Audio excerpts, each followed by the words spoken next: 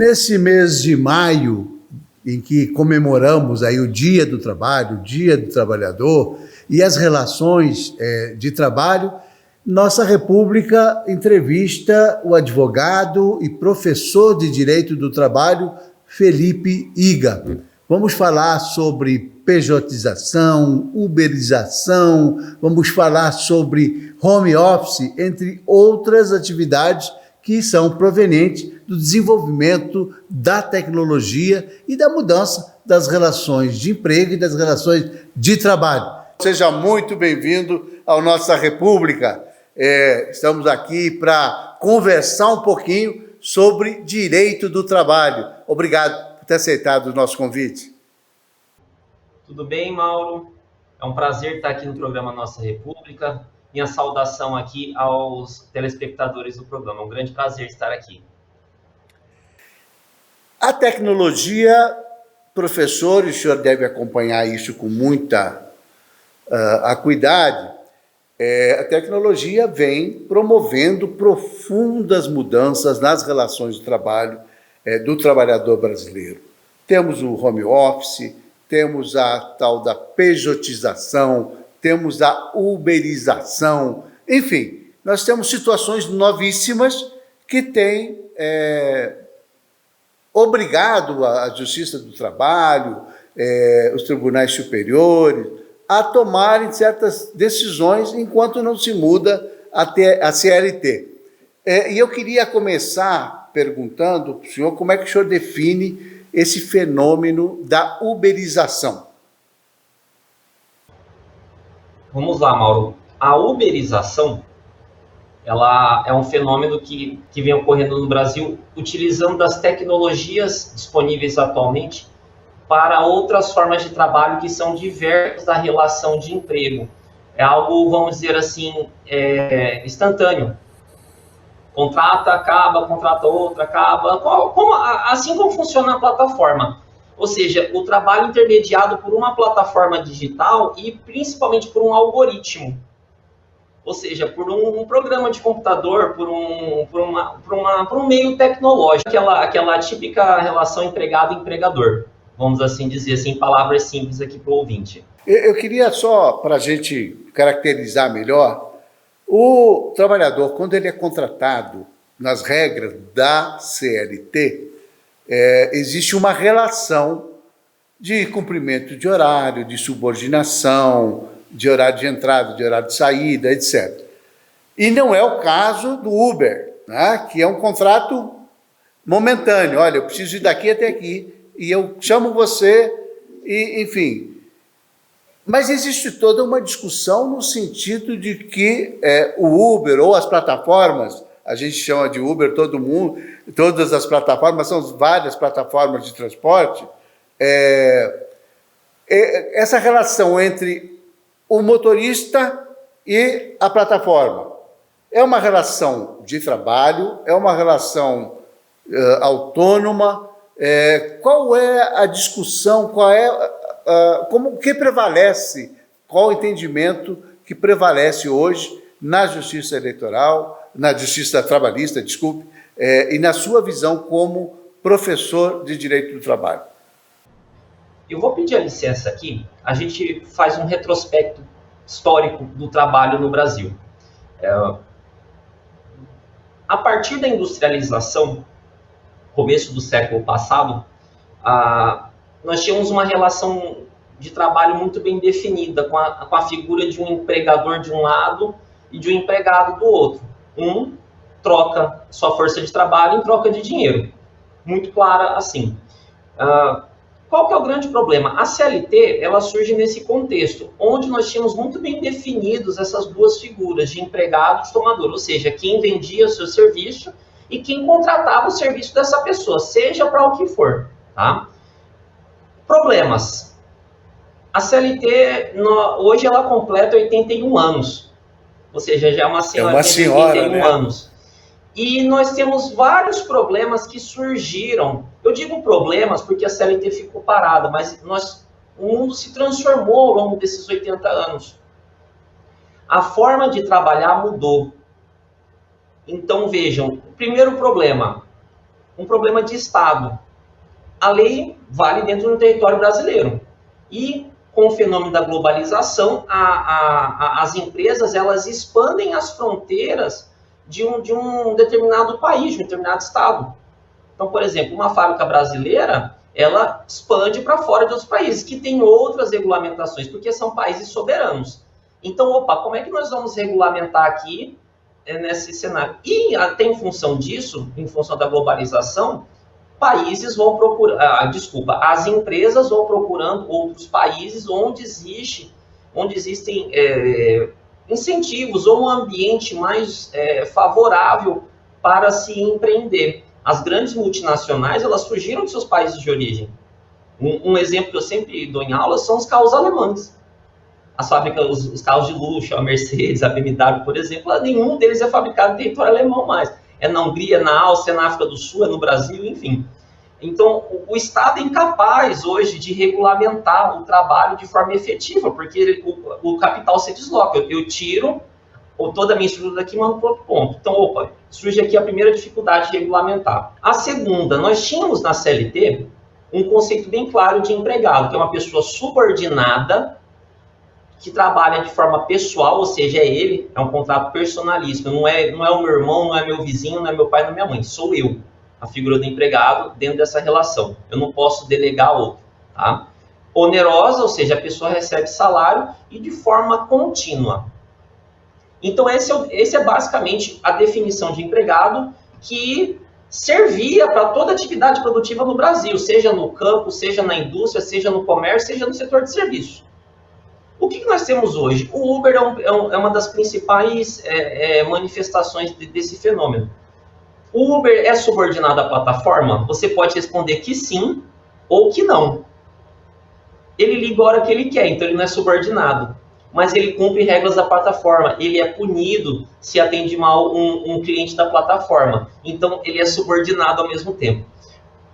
O que eu quero dizer com isso? A figura do emprego ela não se encaixa mais nessa prestação de serviço e inúmeras outras. Quer dizer, esse modelo do Uber, do iFood, das plataformas, ele não se enquadra mais no modelo, no conceito definido em lei, né, de que é a relação de trabalho. Exatamente. Confundir banana com maçã, eu brinco assim com meus alunos, assim, em linguagem simples. Ele não cabe nessa figura do emprego. E o que vem acontecendo? Na falta de uma lei específica para isso, na falta de uma lei específica para esse tipo de prestação de serviços,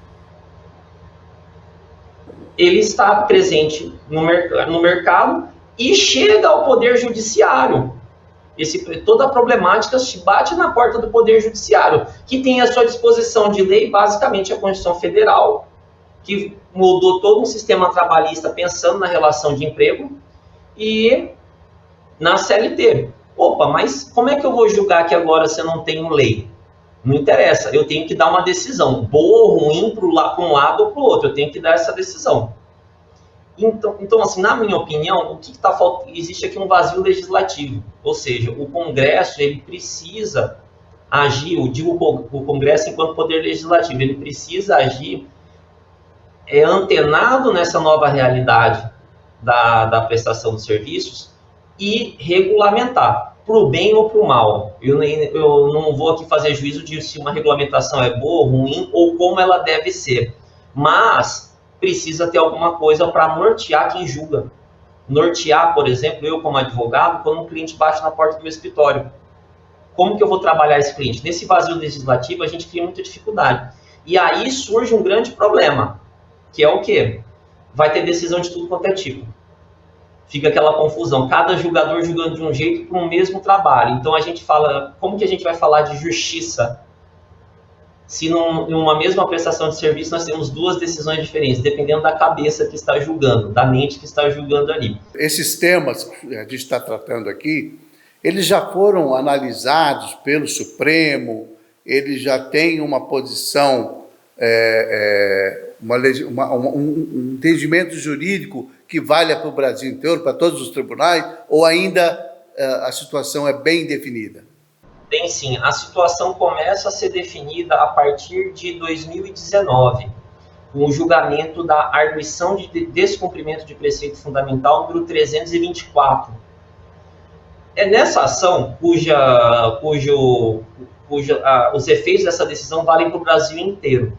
Nesse processo, nessa DPF que a gente chama, foi reconhecida a validade da terceirização da atividade fim. O público pode até estranhar nesse primeiro momento, mas eu já chego lá. Antes era permitida apenas a terceirização de atividades meio, ou seja, atividades acessórias, não a atividade principal da empresa. E isso foi permitido, ou seja, é possível a contratação de pessoas para desenvolverem, fora da relação de emprego, ou seja por empresa ou não, mas que possam desenvolver essa atividade fim. Por que eu estou falando da terceirização aqui? Vamos pegar, por exemplo, o caso das plataformas, novamente aqui. E nós tínhamos várias decisões reconhecendo essas pessoas como empregados, e por conta dessa decisão do Supremo, que foi dada, permitindo, quando se permite a terceirização, a gente deixa de reconhecer o emprego como única forma de prestação de serviço. Isso é muito importante. Ou seja, eu posso contratar de outras formas. A Constituição Federal assegura, por exemplo, a livre iniciativa. E, por ser livre a iniciativa, não podemos ficar restritos à relação de emprego. Assim diz o Supremo. Então, permitiram-se outras formas. E nesse raciocínio, quando vinham decisões reconhecendo o Uber, o trabalhador da plataforma, como empregado, as plataformas recorriam ao Supremo, eles ajuizavam um procedimento chamado reclamação, falando, olha, o Tribunal Regional do Trabalho daquela região, ou o Tribunal Superior do Trabalho, ou a Vara do Trabalho de qualquer lugar do Brasil, descumpriu o entendimento do Supremo na DPF 324. São as chamadas reclamações. Então, por isso que o telespectador, quando abre a internet e vê lá, Supremo derruba a decisão que reconheceu o vínculo do Uber, é por conta de uma reclamação. Nós já temos várias reclamações nesse sentido. Então, esse julgamento do Supremo ele é muito emblemático, porque ele admite, em decorrência de um vazio legislativo, isso que é muito importante fique claro, porque se tivesse sido regulamentado lá atrás, não teriam nem sequer proposto essa ação. Então, permitiram várias formas de prestação de serviço. Cabe agora ao Poder Legislativo, antenado nessa realidade, que se faça disposições para assegurar direitos e, principalmente, para garantir segurança jurídica para essas relações, para que eu venha empreender amanhã ou venha trabalhar, prestar serviço de uma determinada forma, com o risco disso ser anulado, disso resultar num ônus, enfim, de consequências que não são boas para nenhuma das partes. Professor, deixa eu lhe perguntar, só para a gente, essa DPF, ela definiu, então, que Uber, ou tal da uberização, é uma relação de trabalho convencional ou não? Não cabe a CLT para atender eventuais direitos do motorista de Uber? O trabalho é um gênero. O emprego é uma espécie desse gênero. Então, existe o trabalho, uma linha geral, e o emprego é só uma das formas de se trabalhar. É uma relação de emprego ou não? Não, do Uber não. Na minha visão, não, Tá e assim o Supremo vem entendendo. Tá? Não é.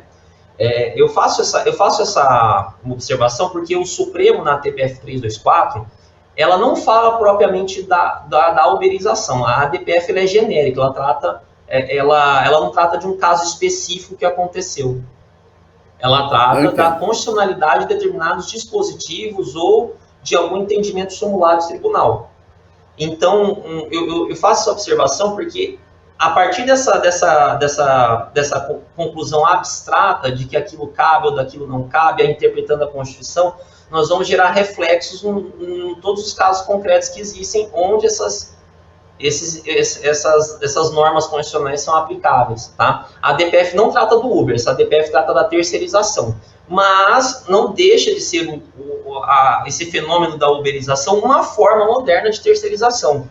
Tá? Só quero fazer essa ressalva aqui. As mudanças que vêm ocorrendo nessa área e que vêm obrigando a justiça a se posicionar e que vem obrigando o próprio trabalhador a se adequar a essas novas relações. E eu queria saber quais são os desafios legais, professor. E aí a gente está usando o Uber, mas eu estou falando de iFood, eu estou falando de uma série de outras atividades que são desenvolvidas por meio de aplicativos, né, de plataforma. Tem como garantir algum direito, aposentadoria, férias, 13º, qualquer outra coisa em termos de direito a esse trabalhador que é proprietário do veículo e que atua num contrato de trabalho com uma plataforma? Pergunta complicada, desafiadora. Nós temos um grande problema, né, nessas novas relações de trabalho. Diante da ausência de regulamentação, que eu estava falando no começo do programa, não existe a priori uma obrigação imposta, seja ao trabalhador ou à plataforma, de, por exemplo, recolher a previdência. Logicamente que esse trabalhador que não é empregado, ele pode fazer a contribuição avulsa, como um autônomo. Mas aí vem o primeiro problema. Num momento de crédito, de renda escassa, onde com inflação alta, com todo esse cenário que não é o mais favorável, vamos dizer assim, onde falta para comida, como é que a gente vai pensar em previdência? Então essa é uma situação dramática. Na falta de regulamentação, vamos falar da previdência aqui primeiro. Na falta de uma regulamentação onde exista uma compulsoriedade, ou seja, uma obrigação de se recolher, ou que pelo menos se deduza antes de repassar ao trabalhador de plataforma, nós temos um grande problema. Primeiro, essa pessoa não vai estar contribuindo para a Previdência Social. Segundo, ela vai gerar despesa para a Seguridade Social. A Previdência é só um conjunto da Seguridade como um todo. Por exemplo, existem benefícios da Seguridade Social que são destinados a pessoas em situação de miséria, independente de contrapartida dele ao longo da vida. O exemplo mais candente é o famoso BPC, LOAS, né? o benefício de prestação continuada, é para quem está em situação vulnerável. E nós temos hoje, é sabido por todos, uma previdência que ainda não está no seu melhor momento. Ela é deficitária desde que eu me entendo por gente, se fala sempre em reforma de previdência, que ela é deficitária e tudo mais. Então, essa situação, evidentemente, ela só agrava. Tá? Nós estamos envelhecendo mais, nós estamos vivendo mais, o número de filhos por família vem diminuindo, ou seja, aquela pirâmide tradicional com poucas pessoas mais experientes e muitos jovens, ela vai se invertendo, ela vai se invertendo, então isso gera um problema. Então aí que entra a minha crítica aqui da falta de regulamentação. Isso é urgente, é para ontem. Existe uma proposta no Congresso, uma proposta legislativa de regulamentação que inclui também a Previdência. Vamos ver como essa matéria vai ser julgada. Nesse cenário de polarização muito forte que está ocorrendo aqui, ambos os lados estão defendendo ou atacando o projeto e esquecendo o principal, que é o trabalhador. E a sociedade como um todo. O trabalho é a única forma de gerar riqueza, né? E a gente está esquecendo que é do principal, numa briga entre um lado político e outro, né? É minha visão. Então esse é o primeiro desafio, a parte previdenciária. Em segundo, a garantia de proteção contra acidentes ou nas situações de uma adversidade temporária. Um entregador de plataforma, esses, por exemplo, que entregam comida, entregam mercado, entregam remédio, e se essa pessoa se acidenta? Se ela não tiver alguma iniciativa própria, ou de um seguro, ou de uma contribuição avulsa, essa pessoa não vai trabalhar e sem qualquer contrapartida da plataforma, porque, veja, não é empregado. Tá? Então, temos esse segundo problema, que a lei também resolveria, se criasse algum mecanismo nesse sentido. Tá? Em relação aos demais direitos típicos da relação de emprego, como, por exemplo, o 13º salário, o fundo de garantia, evidentemente não vai ter em nenhum cenário. Não existe nenhuma perspectiva disso. No entanto, se conseguirmos, por meio de regulamentação, que essa pessoa venha a oferir uma renda superior ao que se tinha antes, ou que, por exemplo, o empregado que exerça função semelhante receba, evidentemente que há uma compensação. De um lado, nós perdemos, por exemplo, o fundo de garantia, mas nós temos uma renda maior ao longo dos meses, ao longo do ano trabalhado. O mesmo raciocínio com o 13º. Tá? E com as férias. Agora, como é que nós vamos conseguir isso? Na minha visão, só existem duas formas. A primeira, ou é por uma regulamentação muito bem definida desse ponto, ou por meio da sindicalização, ou da associação de uma forma geral, que eles, enquanto grupo, briguem por condições. Evidentemente que isso não vai partir de uma plataforma fazer uma concessão dessa. Evidentemente, como toda empresa, ela visa lucro, e ela tem que visar lucro, ela tem que gerar riqueza. Mas quem cabe fazer essa distribuição justa, ou é o Estado, por meio da regulamentação, ou por meio por um sindicato ou uma associação forte, que possa brigar por isso. E a imposição também de qualquer recolhimento, qualquer encargo, seja a título de um fundo de garantia, seja a título de férias, etc., que seja feito através da plataforma, vai representar, obviamente, numa redução do ganho. Aliás, as plataformas, esse negócio, ele acaba surgindo justamente porque, e assim como a pejotização, que a gente já vai falar, justamente porque existe um custo muito alto quando a relação é de emprego, né? É um custo alto tanto para a empresa quanto para o próprio empregado. Então, essa relação nova, que é permitida pela tecnologia, mas que ela acaba desonerando tanto para um quanto para outro. E aí, o sujeito não tem a cultura da poupança, a cultura desse planejamento, ele acaba gastando tudo no mês, né?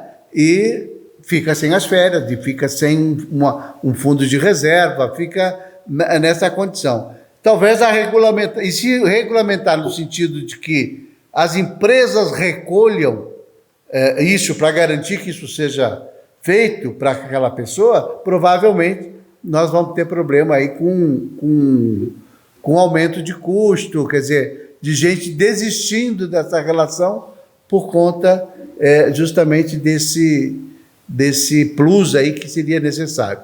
Mas eu queria saber o seguinte, tem uma diferença entre a pejotização e essa uberização?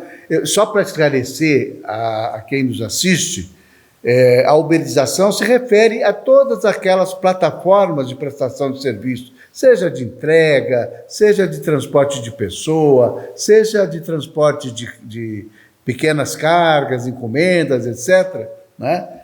Hoje no Brasil inteiro a gente tem isso. A gente se refere à uberização por conta da plataforma, que é a mais famosa. Mas temos aí a pejotização, né? Que é a relação de trabalho que não é uma relação de emprego também. O que é que muda isso atualmente para o trabalhador e o que muda isso para as empresas? A relação de emprego ela foi criada tanto pela CLT e reconhecida pela Constituição Federal de 1988 como um padrão, um standard da prestação de serviço, da prestação do trabalho. Problema, ela possui um custo muito alto. Nós temos uma pesquisa, existem dados já consolidados já há muito tempo, se colocarmos todos os encargos legais, todos os custos legais sobre o salário, nós chegamos a uma porcentagem de 102%. Ou seja, em um número bem simples aqui, se o trabalhador recebe R$1.000 de salário, existe R$1.020 de custos para o empregador a mais. Então isso resultaria num custo de R$2.000 e esse trabalhador receberia só 1.000. Aí fica aquela pergunta, né? Cadê o dinheiro que estava aqui? Para onde que vai? Então vejam, de um lado é pouco para o trabalhador e é muito para o empregador. É uma troca que todos perdem, infelizmente. Logicamente, nesse custo vai incorporar o 13º, férias, mais 1/3, fundo de garantia, a multa rescisória, previdência, encargos relacionados a sindicato, ao sistema S, enfim, vai pegar tudo que está em lei que incide sobre o salário e coloca nessa conta. Isso sem considerar outros custos, como, por exemplo, de proteção, de segurança do trabalho, custos previstos em negociação com o sindicato, como cesta básica, assiduidade, isso aqui. Esse valor pode chegar até 190%. Então esse é o primeiro ponto. Essa é uma relação que ela é cara e paga pouco. Nós temos uma média salarial algo em torno de 2 a 2.200 mês. Ou seja, custaria mais de 4 para o empregador. E o DIEESE tem um estudo contínuo mensal, pegando as necessidades previstas na Constituição Federal para o salário mínimo. A Constituição Federal assegura um salário mínimo para garantir moradia, saúde, educação, lazer, enfim, tudo aquilo que é necessário para uma vida digna. Então ele pega esse disposto da Constituição, artigo 7º, inciso 4º, e transforma em número. Quanto que se precisa para cumprir a Constituição? Algo em torno entre 6 a 7 mil, para cumprir esse mandamento constitucional, ou seja, é muito pouco. E como nós vivemos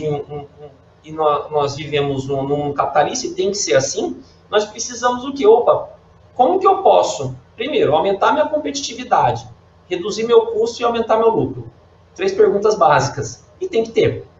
Então veja, criaram-se algumas figuras nesse caminho para tentar tergiversar a relação de emprego, para sair daquela regra da CLT. A primeira experiência, podemos dizer assim, foi a pejotização. O que consiste a pejotização, para as pessoas entenderem? A pejotização vem de PJ, sigla de pessoa jurídica. O trabalhador que presta serviço como empregado, ele constituiu uma pessoa jurídica como se fosse uma empresa, e essa empresa criada era contratada por aquele que precisava do seu serviço. E pagava um valor fixo mensal. Essa prática, ela vinha sendo considerada nula pelos tribunais, por conta do artigo 9º da CLT, que vai dizer, em outras palavras, que são nulos todos os atos praticados para desvirtuar a CLT.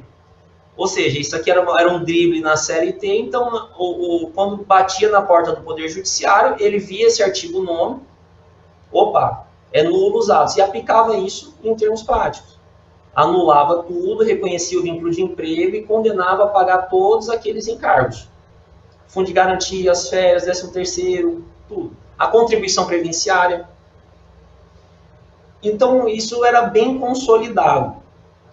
Até 2019, com aquela DPF. Quando a gente permite a terceirização das atividades, incluindo a atividade fim, a empresa, por exemplo, a empresa que... Vamos supor, uma escola, ela pode terceirizar o professor, não só a limpeza, a segurança, que são atividades meio, são atividades acessórias, mas o próprio professor pode ser terceirizado. Então, se a gente pode terceirizar toda a atividade, é lícita, a priori, em princípio, é lícito essa contratação por meio de PJ, com base na livre iniciativa. Tá? Esse é o entendimento que vem sendo dado, e por isso que muitos veem no jornal, nos jornais, na mídia, Supremo anula a decisão do tribunal que anulava a pejotização, por exemplo, né, que declarava inválida, para considerar ela válida. Então, nós estamos trabalhando nesse cenário. É uma das formas de se reduzir custo, sem sombra de dúvida. Aliás, me parece que é uma forma até, de certa forma, professor, razoável, né? Porque o sujeito tem uma MEI, ele entra no Simples, ele recolhe o INSS, a Previdência, que é um dos problemas disso, e aí, claro, cabe a ele essa relação, a cabeça de saber, olha, mas eu vou ter já tantos dias de férias, eu vou ficar sem ganhar, então eu tenho que juntar esse dinheiro para, naquele período determinado, ter. Eu tenho que fazer meu fundo, quer dizer, na verdade acaba e amplia a possibilidade de trabalho, né? Quer dizer, de ter mais gente trabalhando.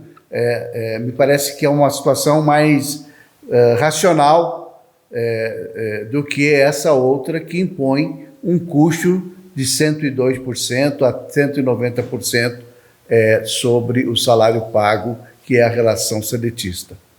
Não basta simplesmente o salário que eu ganhava como empregado transformar em um honorário dessa pessoa jurídica, o mesmo valor. Ele tem que ser maior. Porque senão o empregado não ganha nada, pelo contrário, ele só perde. Ele vai perder o fundo de garantia, vai perder férias, vai perder o terço de férias, vai perder a previdência, ele vai ter que passar a recolher por conta própria. E no caso de um auxílio-doença, auxílio-acidente, os valores costumam ser menores. Então, o que eu estou tendo de contrapartida de abandonar a carteira assinada e avançar para esse cenário?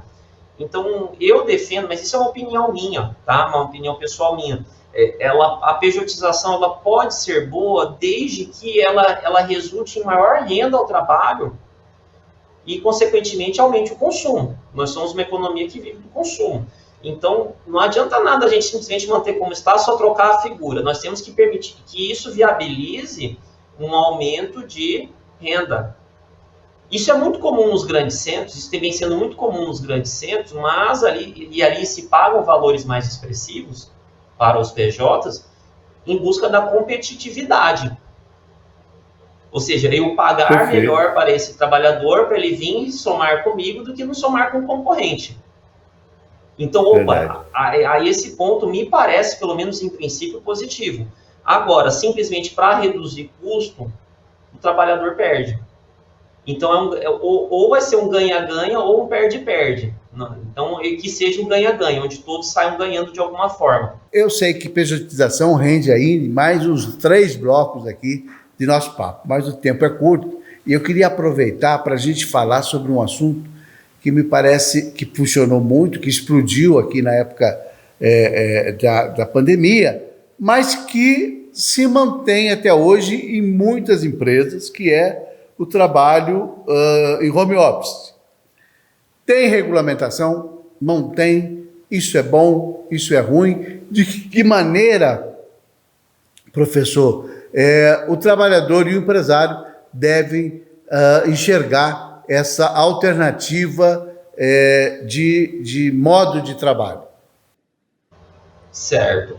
O teletrabalho, ele sempre, eu não vou dizer sempre existiu, mas ele existiu na prática antes de existir na regulamentação jurídica.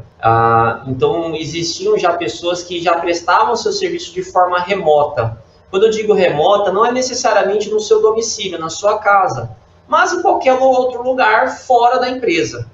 O conceito de trabalho remoto é assim definido. Em 2017, com a reforma trabalhista, passou-se a ter uma regulamentação ainda que singela a respeito da matéria. Os artigos 75A ao 75D da CLT. O trabalho remoto ele pode ser desenvolvido fora, ele tem que ser previsto no contrato escrito, tá? Ele é prestado fora das dependências do empregador. E qual que é a grande são duas grandes cuidados que tem que ter aqui, ou duas grandes observações. A primeira, o empregador ele não pode transferir o risco da atividade ou o custo da sua atividade para o empregado. Faça chuva ou faça sol, o salário tem que estar na conta. É obrigação dele. Porque você está vendendo, você que coloca seu capital em jogo, você coloca seu dinheiro para jogar e para lucrar com isso, você colhe o ônus disso, que é o seu lucro, e é lícito, é moralmente aceito, claro, mas você também colhe o ônus disso. Então, se a empresa vai mal, se as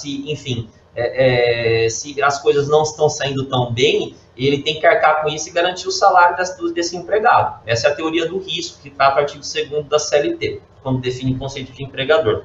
Por que eu estou falando isso? O home office, ou o trabalho remoto, de uma forma geral, muitos têm adotado, inclusive pós-pandemia, vamos assim dizer, porque reduz custo operacional da empresa. Nós podemos enxugar a estrutura física, enfim, sair de um espaço grande para um espaço menor, colocando esses trabalhadores em casa. No entanto, eu não posso simplesmente, olha, vai para casa. Todo mundo em casa tem um custo com internet, com energia, e que há um acréscimo, naturalmente, principalmente de energia elétrica, em função disso. Então, evidentemente, esse custo da operação não pode ser transferido para o empregado. Então, nesse contrato, tem que haver uma compensação por isso. Esse é um primeiro ponto, para que ele seja válido. Isso é a disposição expressa da CLT. Esse é um primeiro ponto. O segundo, e esse eu acho o mais desafiador, é a questão ambiental. Existe um meio ambiente de trabalho, existe um dever do empregador que o ambiente de trabalho seja um ambiente seguro. Quando a gente fala de trabalho remoto, está fora da minha empresa, mas continua sendo ambiente de trabalho, porque é ali que o empregado está prestando serviço. Como é que eu vou garantir um ambiente de trabalho seguro? Especialmente para riscos ergonômicos. Ou seja, trabalho na posição correta, com uma cadeira ergonômica, uma cadeira correta, mesa na altura certa, tela, para evitar o quê? As famosas LERs, né? Lesão de esforço repetitivo, ou outras doenças assemelhadas, né? A bursite, a síndrome do túnel do carpo, entre tantas outras. Como é que o empregador à distância vai entrar dentro da casa da pessoa, que é um lugar sagrado e inviolável, para fiscalizar isso? Esse é o grande desafio do teletrabalho hoje. O senhor falou aí dessa questão de saúde do trabalhador, tem a questão da saúde mental também, que é algo que é muito colocado em voga, em discussão, em questionamento nessa relação da empresa e o empregado em teletrabalho ou em home office. Exatamente. Aqui é uma faca de dois gumes. Muitas vezes o home office ou o trabalho remoto, melhor dizendo, é a salvação de um ambiente de trabalho que vem sendo hostil, vem sendo pesado. Então a pessoa melhora a saúde mental. Mas em muitos casos, especialmente nesse período de isolamento por conta da pandemia, foi o contrário, foi um período de maior pressão, enfim. Além do próprio ambiente externo não estar colaborando, nós vivemos um momento onde registrávamos milhares de mortes por dia.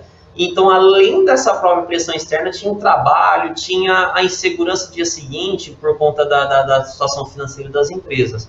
Dentro e fora do trabalho, eu acredito que a saúde mental é uma das prioridades. A depressão é a doença do século, né? Nós precisamos ter um cuidado a mais com isso. E cabe ao empregador, dentro da empresa, ou seja, ou no trabalho remoto, que ele observe esses sinais, que ele mantenha isso. O trabalho é um local para se viver, né? Um lugar para se garantir não um lugar de sobrevivência, é um lugar para você viver, para você, por meio do seu esforço, conseguir sua casinha, comprar um carro, fazer aquela viagem, enfim, conquistar aquilo que se pretende.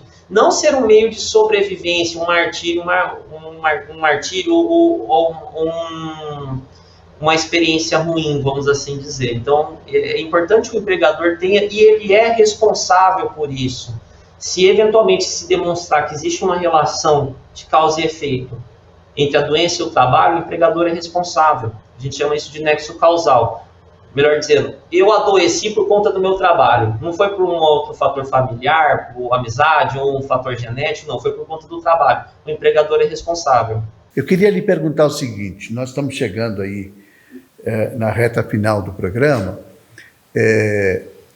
Uma das coisas que o senhor vem ressaltando desde o primeiro bloco, em diversos momentos, que é a questão que a legislação não acompanha o nosso dia a dia, a evolução da sociedade, de todas as relações de trabalho. Aliás, não só em relação ao direito do trabalho, em relação a uma série de outras pautas importantes e que acaba, principalmente o Supremo Tribunal Federal, precisando decidir, né? Porque quando a demanda chega no judiciário, é preciso decidir. O juiz, seja ele em primeira instância, seja ele no tribunal superior, etc., ele vai precisar decidir, né? E isso tem produzido uma série de jurisprudência e uma série de reclamações do próprio Congresso Nacional de dizer que o STJ, o Supremo, etc., estão interferindo na atividade legislativa. quando na verdade a gente percebe que há uma omissão muito grande, principalmente quando se trata de assuntos polêmicos, assuntos que possam prejudicar eleitoralmente o parlamentar. Então nós temos dificuldades enormes de avançar por conta ou de visões ideológicas, seja ela de esquerda ou de direita, ou por um instinto de proteção. Não vou me envolver nessa polêmica, porque isso aí vai perder voto. Tem muito disso. Então, a gente viu agora a atualização do Código Civil brasileiro, que está em debate hoje no Congresso Nacional. Foi instituída uma comissão de juristas para propor essa atualização. Um código que tem 20 anos de vigência, mas que já tinha uma discussão de 30 anos, portanto 50 anos de atraso em relação ao dia a dia da vida do cidadão. E está acontecendo hoje, e assim mesmo vai ser atualizado com muita coisa fora, quer dizer, com muita coisa desatualizada em relação à sociedade, às relações familiares, enfim, há uma série de pontos aos contratos. A gente está vendo aqui o que nós estamos falando de pejotização, etc. Muita coisa vai ficar de fora exatamente porque há uma omissão, há uma dificuldade do Congresso, dos parlamentares, assumirem o protagonismo, né, e o ônus e o bônus de legislar, né, porque tem essas duas coisas. E eu queria saber o seguinte: essas novas relações, elas, evidentemente que elas provocam profundas alterações nessas relações de trabalho. Eu não vou nem falar de relação de emprego, porque a gente tem tanta discussão aí, mas eu queria saber o seguinte: há alguma perspectiva da legislação caminhar junto com as transformações da sociedade, ou nós vamos continuar sendo penalizados e tendo as decisões, então, transferidas do legislativo para o judiciário? Muito boa pergunta, e aqui vai uma opinião pessoal minha, como um sonhador, uma pessoa que tem muita esperança. Eu espero que acompanhe, em algum momento isso aconteça. Eu costumo falar em sala de aula para os meus alunos duas frases em dois contextos distintos, mas que aqui eles se juntam. O primeiro: quando o direito ignora a realidade vem e ignora o direito. Eu digo isso porque, na falta de regulamentação que eu abordei ao longo desse programa todo aqui, o empreendedor não ficou de braços cruzados esperando a boa vontade do Poder Legislativo. Não, ele foi fazendo do jeito que ele achava que dava e vamos ver. E aqui, todo o mérito para quem empreende, né, num ambiente de insegurança, porque ele coloca seu capital ali no risco, né, sem nenhuma perspectiva. Se der certo, ótimo, mas e se não der, né? Então essa é uma frase que eu acho que ela é muito pertinente na sua pergunta, né? A gente não pode ignorar a realidade, seja no trabalho, seja no direito penal, no direito civil, nas relações de família, nas relações de Estado. A gente não pode ignorar a realidade que nos cerca.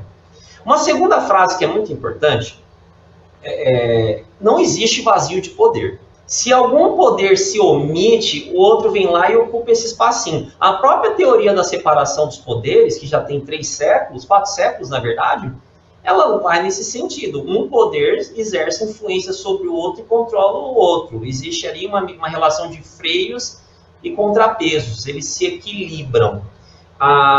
Goste ou não de governo A ou governo B, o fato é, quando o Poder Legislativo e o Poder Executivo acabaram se omitindo em uma série de questões, e nisso o Judiciário ganhou um protagonismo. A Covid foi um exemplo mais candente a respeito disso. Naquela briga entre Estados, municípios e União e tudo mais, o Congresso não sabia muito o que fazer, pelo menos me passa essa impressão, me desculpa os parlamentares, né?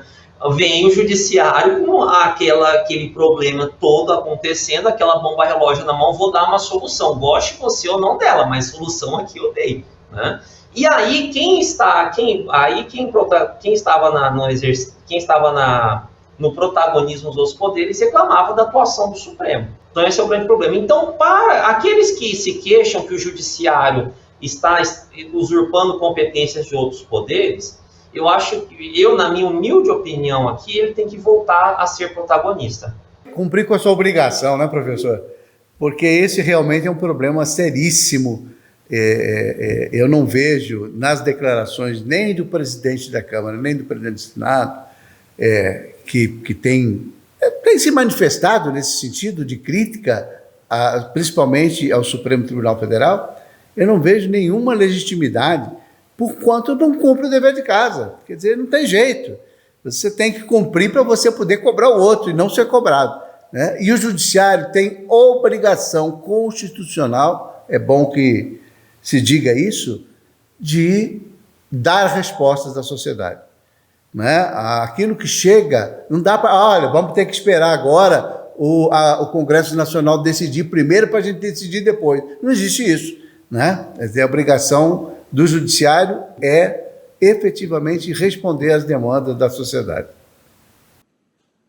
Aqui, Mauro, só para que o nosso telespectador consiga compreender aquilo que eu estou querendo dizer de uma forma mais clara. Vamos pegar um exemplo prático aqui, a questão da maconha. O Supremo estava concluindo um julgamento onde, abre aspas, descriminalizava o uso. Veio o Congresso depois quando já coloca em regime de urgência uma proposta de emenda constitucional que proíbe o consumo e a comercialização de qualquer tipo de droga, independente de quantidade, de qual substância seja. Existe hoje esse Congresso. Vejam, o problema da droga, ele existe há muito tempo. Chegou tarde no Supremo, e mais tarde ainda no Congresso.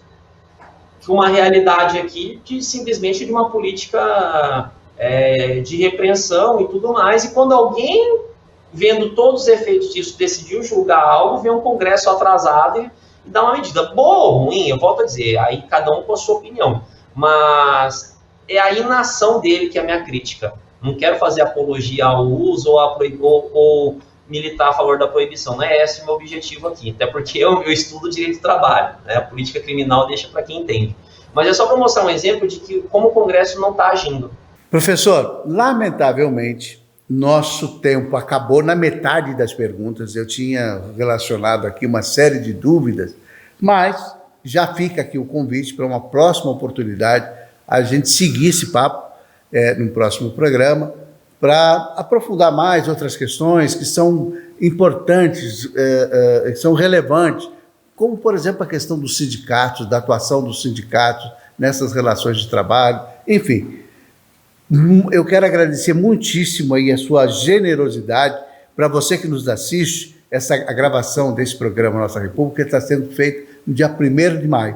Quer dizer, um feriado, eu tiro o professor do descanso dele para a gente gravar essa entrevista, portanto, um duplo agradecimento, né? Pela disposição, pela generosidade e pelos ensinamentos, viu? Um grande abraço e até uma próxima oportunidade. O senhor pode fazer a sua fala final. Mauro, e eu fico à disposição do programa. Vai ser um prazer voltar aqui, com certeza. Muito obrigado. Nossa República vai ficando por aqui. Até a próxima semana, com uma outra entrevista tão importante, tão relevante quanto essa que você acompanhou. Até a próxima.